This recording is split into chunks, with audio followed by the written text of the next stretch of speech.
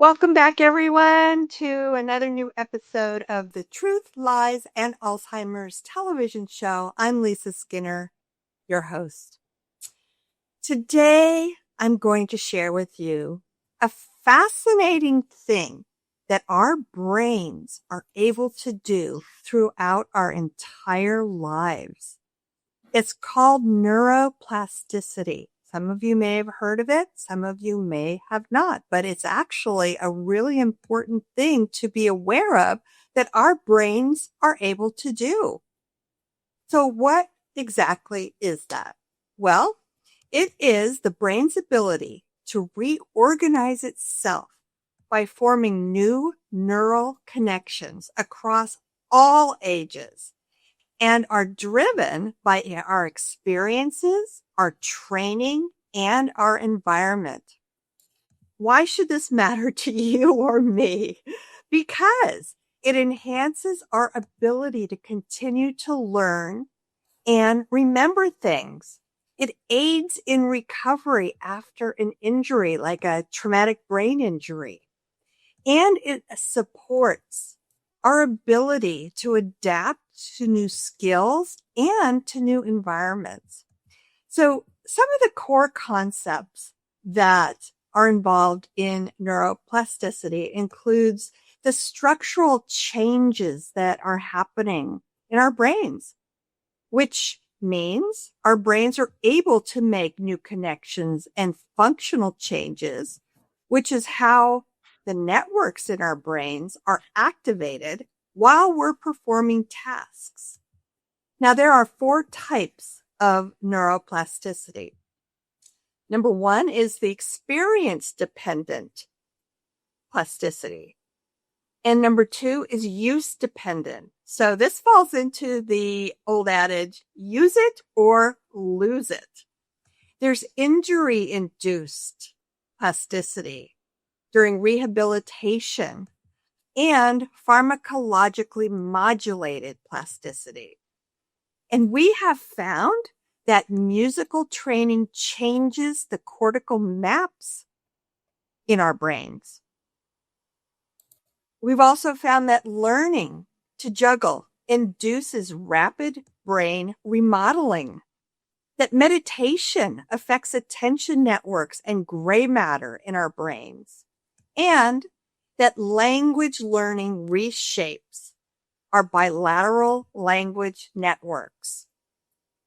During our lifespan, during infancy and childhood, the plasticity formation is rapid, but occurs during critical periods of that development time.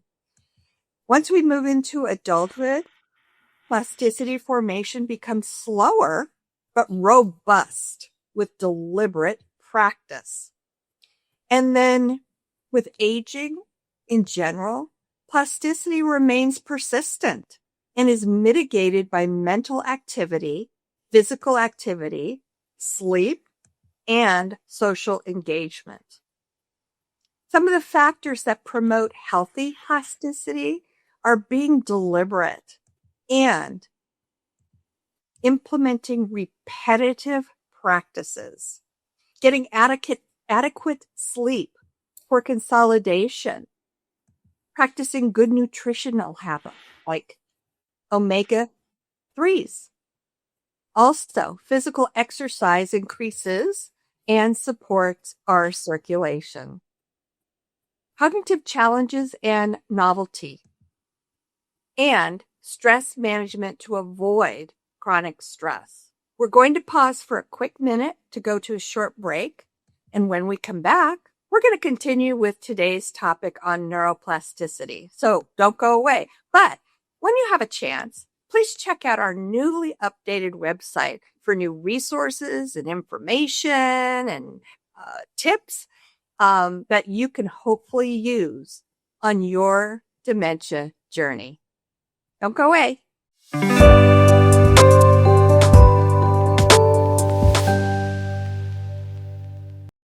We have enough information, just Google it or AI it.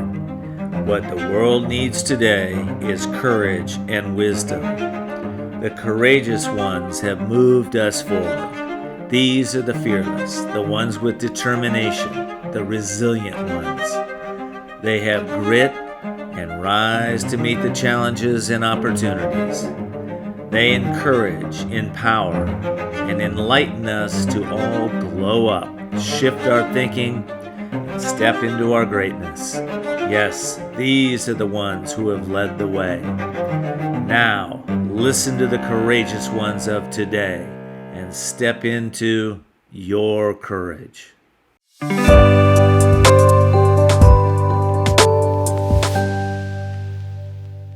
Alrighty, we are back, and we've been talking about neuroplasticity, which is the brain's ability to reorganize itself by forming new neural connections.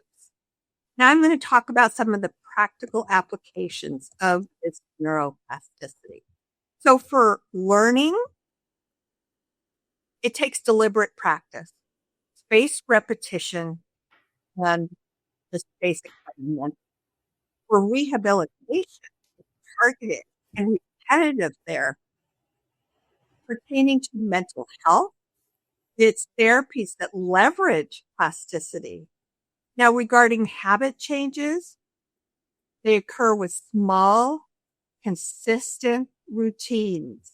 And regarding education, they occur through a multi-sensory approach and through active learning. And some of the common misconceptions about neuroplasticity is that it is not exclusive to youth. Conversely, it persists, but does vary with age. So it was always thought for the longest time that plasticity only occurred in our childhood development years. But it turns out that's not true. It continues throughout our entire life, which is such a positive benefit for all of us. And it's not unlimited as biology, but biology does impose constraints on that. And that relearning is completely possible with targeted practice. So a simple 3-step framework to apply is to identify a targeted skill or behavior, to engage in deliberate corrective practices, and reinforce by getting good quality sleep and spaced repetition. So here are the takeaways on neuroplasticity. That the brain is dynamic and continuously rewires throughout our lives with our varied experiences. That small, consistent efforts can lead to meaningful changes. That sleep, exercise, and challenging practices optimize plasticity. Everyone can harness plasticity to learn, to recover, and to adapt. So I actually have some real news today that hopefully you can use.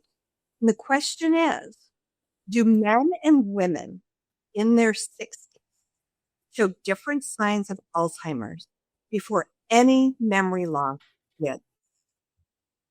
Well, this question was the focus of a study involving 503 adults from New York City. The participants were from age 60 to 69 years old and did not have any cognitive impairment. The group was racially and ethnically, including 305 Hispanics, 120 non-Hispanic Blacks, and 78 non-Hispanic white individuals. So what the study entailed was researchers used brain scans to look for specific proteins and structural changes in the brains of the people they were studying. And they measured amyloid and tau, which are proteins that build up in the brains of people with Alzheimer's disease. They also measured the thickness of the brains and looked for signs of vascular injury. White matter hyperintensities, and they use a measure called a standardized uptake value ratio to determine the density of these proteins. Well, the study found a noteworthy mismatch in the result. They found women actually had higher levels of amyloid proteins in their brains compared to the men. This difference was statistically significant.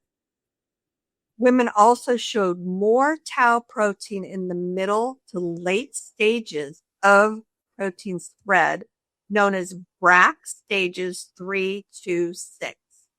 In BRAC stages 3 to 4, women had a mean score of 1.07, while men had a score of 0.93. Now, despite having more of these marker proteins, the women did appear to have better brain structural health.